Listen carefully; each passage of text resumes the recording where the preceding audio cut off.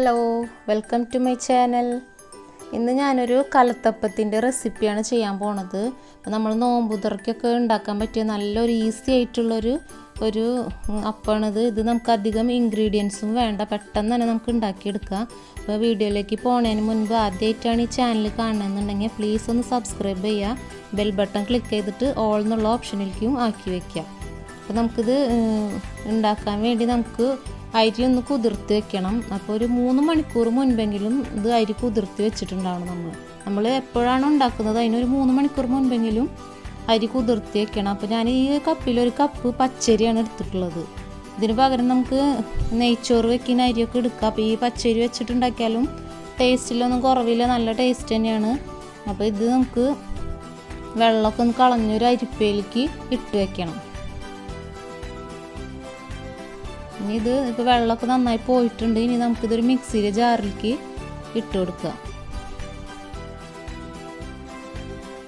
ഇനി ഇതിലേക്ക് നമുക്കൊരു നുള്ളു ഉപ്പ് വേണം, കുറച്ച് ഉപ്പ്, മധുരം ഒന്ന് ബാലൻസ് ചെയ്യാനുള്ള ഒരു നുള്ളു ഉപ്പും, ഒരു 1/4 ടീസ്പൂൺ ബേക്കിംഗ് സോഡയും, അപ്പക്കാരെന്ന് പറയില്ല, ബേക്കിംഗ് സോഡ ഒരു 1/4 ടീസ്പൂൺ അതും കൂടി ഇട്ടിട്ട് ഇത് നമുക്ക് അരച്ചെടുക്കാം. പിന്നെ ഇതിൽ ചോറ് ഇടണമെങ്കിൽ ചോറിടാം, 1 ടീസ്പൂൺ ചോറ് വേണമെങ്കിൽ ഇടാം. ഞാൻ ചോറ് ഇടാറില്ല, അപ്പോൾ ഞാൻ ഇട്ടിട്ടില്ല. അപ്പോൾ ഇതിലേക്ക് നമുക്ക് 1 കപ്പ് വെള്ളം മുഴുവൻ വേണം.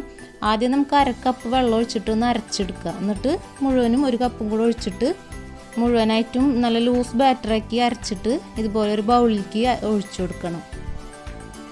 ആദ്യം തന്നെ 1 കപ്പ് മുഴുവൻ ഒഴിച്ച് കഴിഞ്ഞാൽ അരി ചിലപ്പോൾ അരഞ്ഞു കിട്ടില്ല. അതുകൊണ്ടാണ് 1/2 കപ്പ് ഒഴിച്ചിട്ട് അരച്ചിട്ട് പിന്നെ മുഴുവൻ ഒഴിച്ചു കൊടുക്കുക.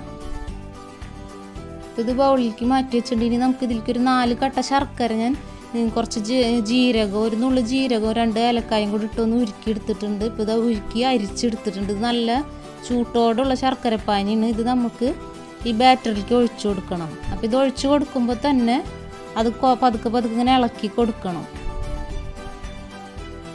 ഇത് മുഴുവനായിട്ട് ഒഴിച്ചു കൊടുത്തിട്ടുണ്ട്. ഇനി അധികം ഇതുപോലെ മിക്സ് ചെയ്തിട്ട് ഇനി ചൂടാറരുത്, വേഗം തന്നെ നമുക്കിത് മൂടി വയ്ക്കണം. കാരണം നമ്മൾ ഈ ബാറ്ററിനൊരു ചൂടുണ്ടാവണം. അപ്പോൾ ഇത് മൂടി വയ്ക്കുക. ഇനി നമുക്കിത് ഒരു കുക്കറിലാണ് ഞാനിത് ഉണ്ടാക്കാൻ പോണത്, അല്ലെങ്കിൽ കട്ടിയുള്ള ഒരു നോൺ സ്റ്റിക്ക് പാനിലായാലും ഉണ്ടാക്കിയെടുക്കാം.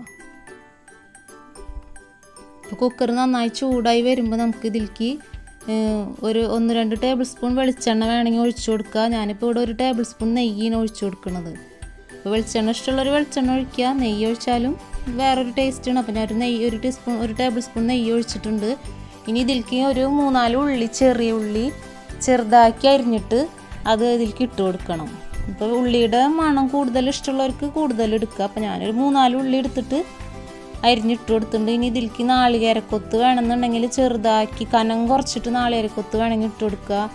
അണ്ടിപ്പരിപ്പ്, മുന്തിരി, അതൊക്കെ ഓരോരുത്തരുടെ ഇഷ്ടത്തിനനുസരിച്ച് ഇടുക. അപ്പോൾ ഞാൻ നാളികേരക്കൊത്ത് ഞാനിപ്പോൾ ഇടുന്നില്ല. ഞാൻ ഇതിലേക്ക് കുറച്ച് അണ്ടിപ്പരിപ്പും മുന്തിരിയും കഴുകി ഇതുപോലെ വെള്ളം കളയാൻ വേണ്ടി ഒരു അരിപ്പയിൽ ഇട്ട് വെച്ചിട്ടുണ്ട്.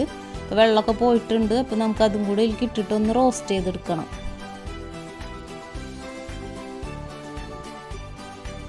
ഫ്ലെയിം ഒന്ന് കൂടി, ഇത് റോസ്റ്റ് ചെയ്ത് വന്ന് ഫ്ലെയിം ഒന്ന് കൂട്ടി വയ്ക്കുക. നമുക്ക് റോസ്റ്റ് ചെയ്ത് വന്നിട്ടുണ്ട്. ഇനി നമുക്ക് ഈ നേരത്തെ മൂടി വെച്ചിട്ടുള്ള ബാറ്റർ ഉണ്ടല്ലോ, അത് ഇതിലേക്ക് ഒഴിച്ചു കൊടുക്കണം. ഫ്ലെയിം കൂട്ടി വെച്ചിട്ട് ആ ബാറ്റർ ഇതിലേക്ക് ഒഴിച്ചു കൊടുക്കുക.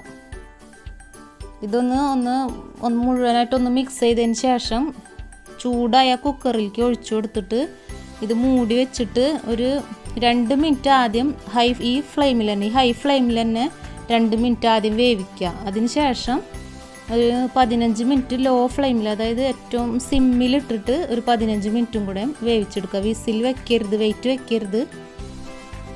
എന്നിട്ട് ചൂടാറാൻ, എന്നിട്ട് 15 മിനിറ്റിന് ശേഷം ഒരു 10 മിനിറ്റും കൂടെ കുക്കറൊന്ന് വേറൊരു അടുപ്പത്തേക്കോ അല്ലെങ്കിൽ അവിടെ തന്നെ ഒന്ന് മാറ്റി വയ്ക്കുക. അപ്പോൾ നമുക്ക് 15 മിനിറ്റ് ഇത് വേവിച്ചെടുത്തിട്ടുണ്ട്. പിന്നെ ഒരു 10 മിനിറ്റും കൂടെ കഴിഞ്ഞിട്ടുണ്ട്. അപ്പോൾ നമുക്കിതൊന്ന് തുറന്ന് നോക്കാം.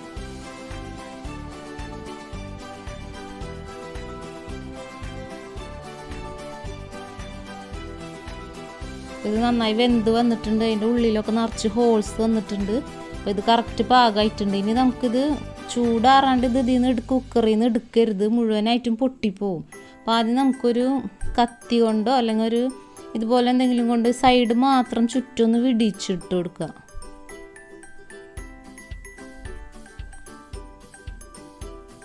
ഇങ്ങനെ ഒന്ന് സൈഡ് ചുറ്റും വിടിച്ചതിന് ശേഷം ഒരു അരമണിക്കൂറെങ്കിലും ഇതൊന്ന് മാറ്റി വയ്ക്കണം. മുഴുവനായിട്ടും ചൂടാറിയതിന് ശേഷം ഇതിൻ്റെ കുക്കറിൽ നിന്ന് ഇങ്ങോട്ട് പുറത്തെടുക്കാൻ പറ്റുള്ളൂ. അല്ലെങ്കിൽ അത് മുഴുവൻ പൊട്ടി നമുക്ക് കറക്റ്റ് ആ റൗണ്ട് ഷേപ്പിന് കിട്ടില്ല. ഇപ്പോൾ നന്നായി ചൂടാറുമ്പോൾ നമുക്ക് ഇതുപോലെ ഈസി ആയിട്ട് നമുക്ക് പുറത്തേക്ക് എടുക്കാം. അത് നമുക്കിനി വേറൊരു പ്ലേറ്റിലേക്ക് വെച്ച് കൊടുക്കാം.